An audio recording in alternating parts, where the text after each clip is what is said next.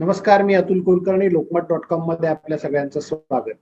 महाराष्ट्रात ऑपरेशन कमळ फसलं का, ही चर्चा आता नव्याने सुरू झाली. त्याचं कारण आहे की 5 राज्यांचे निकाल लागले आणि त्यातही पश्चिम बंगालचा निकाल लागल्यानंतर महाराष्ट्रात ऑपरेशन कमळ हे हाती घेतलं जाईल असं जे काही बोललं जात होतं.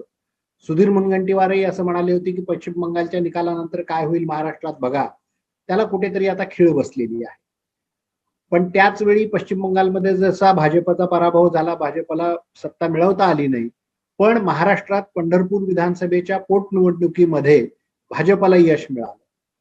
हे देखील यश भाजपला, जर शरद पवारांनी केलेली सूचना भाजपने राष्ट्रवादीच्या नेत्यांनी ऐकली असती तर निश्चितपणे राष्ट्रवादीचा फायदा झाला असता. शरद पवारांनी काय सांगितलं होतं हे मी तुम्हाला व्हिडिओच्या शेवटी सांगणार आहे आणि ते ऐकलं असतं तर काय झालं असतं हे देखील सांगणार आहे.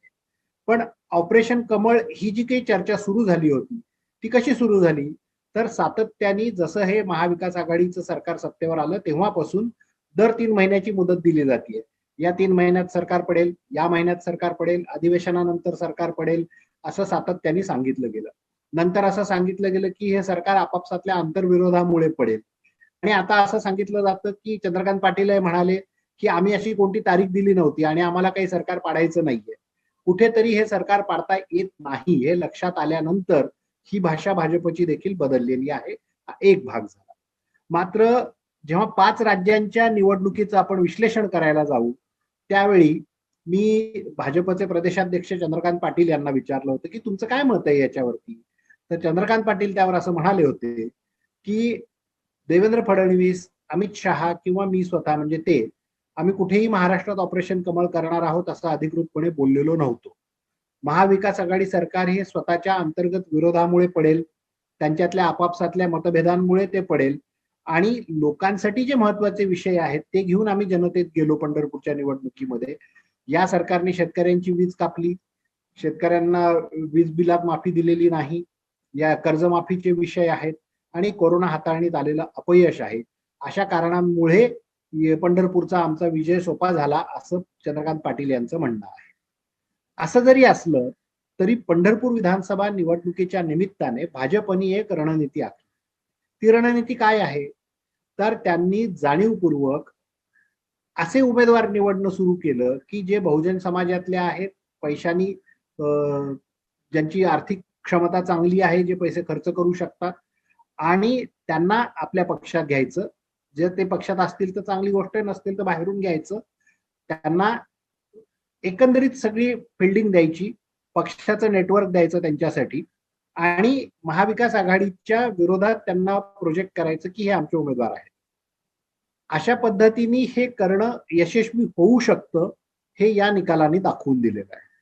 आणि हे जसं दाखवून दिलेलं आहे त्याच वेळी या भाजपच्या विजयाचे पंढरपूरच्या 2-3 पैलू आहेत. महाविकास आघाडी सरकारने एकच उमेदवार दिला होता. पश्चिम महाराष्ट्रात निवडणूक होती. पश्चिम महाराष्ट्र हा राष्ट्रवादीचा बालेकिल्ला मानला जातो. त्या ठिकाणी निवडणूक होती. राष्ट्रवादीचा उमेदवार होता. तिन्ही पक्ष काँग्रेस, राष्ट्रवादी आणि शिवसेना एकत्र लढले. तिघांनी एकच उमेदवार दिला असं आणि त्यातही पुन्हा भालकेंच्या निधनानंतर जी सहानुभूतीची लाट मिळेल असं अपेक्षा होती ती देखील एक राष्ट्रवादीसाठी जमेची बाजू होती. असं असतानाही महाविकास आघाडीचा उमेदवार पराभूत झाला, राष्ट्रवादीचा उमेदवार पराभूत झाला. आता याला एक असाही कोण दिला जातो की परिचारक आणि जे आता निवडून आलेले उमेदवार आहेत या दोघांच्या मतांची जर बेरीज केली तर मागच्या वेळी एकमेकांच्या विरोधात होते आणि यावेळी निवडून आले. त्यामुळे त्या दोघांच्या मतांची बेरीज केली तर भाजपचा उमेदवार हा विजयी होणं सहज शक्य होतं. यात महाविकास आघाडीचं काही अपयश आहे वगैरे असं नाही, असाही एक सूर आहे. पण भाजपने ज्या पद्धतीचं प्लॅनिंग केलं ते पाहिलं तर निश्चितपणे त्यांना यात यश आलेलं आहे.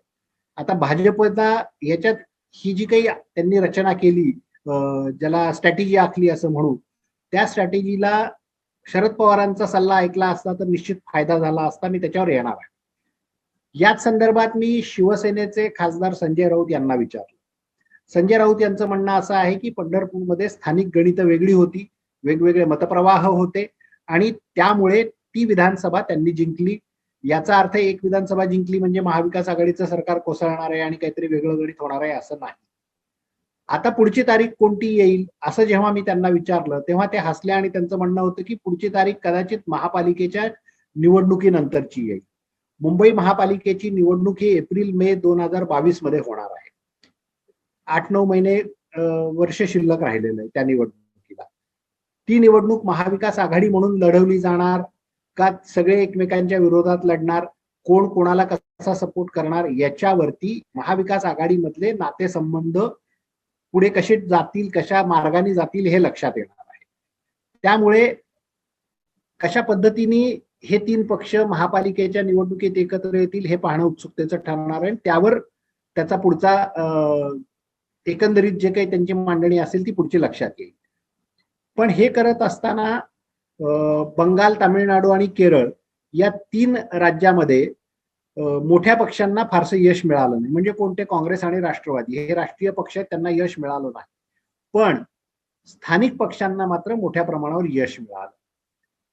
हे यश लक्षात घेतलं आणि हा ट्रेंड जर लक्षात घेतला तर असं समजतं, असं दिसून येतं की महाराष्ट्रामध्ये राष्ट्रवादी आणि शिवसेना हे स्थानिक पक्ष आहेत.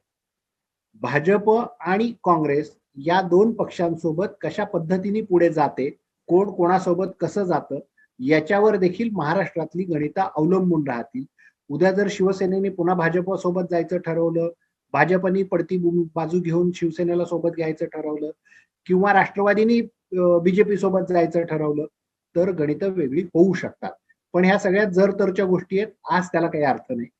आज एवढं नक्की आहे की काँग्रेस, राष्ट्रवादी आणि शिवसेना हे तिन्ही पक्ष संख्येच्या जोरावर मजबूत आहेत. 170 संख्याबळ त्यांच्याकडे आहे. त्यामुळे ते आणि सत्ता टिकू द्यायची आणि सरकार पडू द्यायचं नाही याच्यावर त्यांचं एकमत आहे. आता या सगळ्या प्रकरणात मी राष्ट्रवादीचे राष्ट्रीय प्रवक्ते आणि अल्पसंख्याक मंत्री नवाब मलिक यांना देखील विचारलं. ते म्हणाले, बंगालमध्ये जेव्हा हिंसाचार झाला तेव्हा गृहमंत्री अमित शहा यांचा राजीनामा मागितला गेला, त्यावर कोणाच्या मागण्यामुळे मी राजीनामा देत नाही असं ते बोलले होते. आता या निवडणुकीत 200 जागा जिंकू असं सांगणाऱ्या अमित शहा यांना बंगालच्या जनतेने नाकारलेलं आहे. तेव्हा ते याच जनतेसाठी राजीनामा देतील का? या निकालामुळे महाराष्ट्रावर काहीही परिणाम होणार नाही. जी भाजप प्लासीच्या लढाईत पराभूत झाली तिने सह्याद्री जिंकण्याची स्वप्न बघू नयेत असं नवाब मलिक यांचं म्हणणं आहे. टाळ्या घेण्यासाठी नवाब मलिक यांचं वाक्य चांगलं आहे, मात्र काँग्रेस, शिवसेना आणि राष्ट्रवादी एकत्र असूनही, पश्चिम महाराष्ट्रासारखा बालेकिल्ला असूनही राष्ट्रवादीला पराभव का पत्करावा लागला याचं त्यांनी आत्मपरीक्षण करण्याची गरज आहे राष्ट्रवादी. काँग्रेसचे प्रदेशाध्यक्ष नाना पटोले यांना देखील मी या पराभवाविषयी आणि महाराष्ट्र काय होऊ शकतं याच्याविषयी विचारलं. नाना पटोलेंचं म्हणणं आहे की आम्ही तिन्ही पक्ष एकत्र आहोत मजबूतपणे, त्यामुळे लगेच काही महाराष्ट्रात होईल असं म्हणण्याला अर्थ नाही. जर भाजपने फोडाफोडी केली तर महाराष्ट्रातील जनता त्यांचा रोष दाखवून देईल. सचिन वाझे, परमवीर सिंग, सुशांत सिंग राजपूत अशा अनेक प्रकरणामध्ये केंद्र सरकारने महाराष्ट्रात समांतर सरकार चालवण्याचा प्रयत्न केला. कोरोनाची साथ असल्यामुळे आम्ही संयमाने वागत आहोत. देशातील परिस्थिती कशी हाताळली जात आहे जनता पाहत आहे, त्यामुळे महाराष्ट्रात काही बदल होणार नाही. दिवसा स्वप्न बघणाऱ्यांविषयी मी जास्त काय बोलणार असंही नाना पटोले यांचं म्हणणं आहे. आता मी जे सुरुवातीला म्हणालो की शरद पवारांनी काय सल्ला दिला होता त्याच्यावरती येतो. पंढरपूरला या जो काही निकाल लागला, भाजपसाठी निश्चित आशेचा किरण त्या निकालाने निर्माण झालेला आहे, मात्र राष्ट्रवादीसाठी ही धोक्याची घंटा आहे. का धोक्याची घंटा आहे त्याचं सुरुवातीला मी विश्लेषण सांगितलं. शरद पवार यांनी असा सल्ला दिला होता की भालके यांच्या पत्नीला उमेदवारी द्या, पोटनिवडणूक आहे, पोटनिवडणुकीमध्ये जर भालके यांच्या पत्नींना उमेदवारी दिली तर समोरचा जो भाजपचा उमेदवार आहे त्याच्याजवळ पैशाचं पाठबळ आहे, भाजप त्याला आर्थिक मदत देईल, पैशाच्या जोरावर लढणाऱ्याला सहानुभूतीने लढणाऱ्यांना जर उभं केलं तर निश्चितपणे सहानुभूतीचा विजय होईल आणि त्यांना तुम्ही उमेदवारी द्या असा त्यांचा आग्रह होता. मात्र राष्ट्रवादीचे प्रदेशाध्यक्ष जयंत पाटील आणि अन्य काही नेत्यांनी आग्रह धरला आणि भालके यांच्या मुलाला उमेदवारी द्यावी, आम्ही त्यांना निवडून आणू असं सांगितलं. पण शरद पवार हे मुरब्बी राजकारणी आहेत, त्यांना काय केलं तर काय होऊ शकतं हे समजतं आणि त्यामुळे शरद पवारांचा सल्ला जर राष्ट्रवादीने मानला असता, महाराष्ट्रातल्या राष्ट्रवादीच्या नेत्यांनी, तर भाजपने जी रणनीती आखली त्या रणनीतीला यश मिळालं नसतं. पण दुर्दैवाने राष्ट्रवादीच्या नेत्यांनी शरद पवारांचाच सल्ला ऐकला नाही आणि त्यात त्यांना पराभव पत्करावा लागला. आता पंढरपूरला जरी भाजपला यश मिळालं असलं तरी महाराष्ट्रातल्या भाजपची अवस्था काय आहे, तर महाराष्ट्रातली भाजप विस्कळीत आहे. जुने जाणते नेते फारसे सक्रिय नाही. जे सुधीर मुनगंटीवार असतील, प्रकाश मेहता असतील किंवा एकनाथ खडसे पक्ष सोडून गेले. विनोद तावडे कुठेही दिसत नाहीत. त्यांना पश्चिम बंगालला पाठवलं पण ते आता कुठे आहेत कोणाला माहिती नाही. आणि जे नेते आज देवेंद्र फडणवीस यांच्यासोबत दिसतात त्यामध्ये प्रवीण दरेकर आहेत, प्रसाद लाड आहेत, राम कदम आहेत. हे नेते आज पक्षाचे चेहरे झालेले आहेत. अशा परिस्थितीमध्ये विस्कळीत भाजपला एकत्र आणणं, जुन्या नेत्यांना सोबत आणणं, त्यांना समोर उभं करणं हे आव्हान भाजपसमोर आहे. ती अस्वस्थता दूर करण्याचं मोठं काम भाजपच्या महाराष्ट्रातल्या नेत्यांनी करावं लागणार आहे. आता शेवटचा मुद्दा, ज्या तडफेनी आणि ज्या जीवावर उदार होऊन ममता बॅनर्जींनी पश्चिम बंगालची निवडणूक लढली, त्या पोटतिडकीनी तेवढ्या द्वेषाने महाराष्ट्रात जर निवडणुका झाल्या तर राष्ट्रवादी काँग्रेस आणि शिवसेना त्या द्वेषाने निवडणूक लढेल का, या प्रश्नाचं उत्तर आज तरी नाही असं आहे. प्रत्येकाला आपापले राजकीय गणित सेटल करायचे. राष्ट्रवादीला बीजेपी सोबत जाण्याविषयीची धाकधूक आहे मनात, आपण जाऊ शकतो की नाही त्याची चाचपणी त्यांच्या मनात पडद्याआड चालू असते.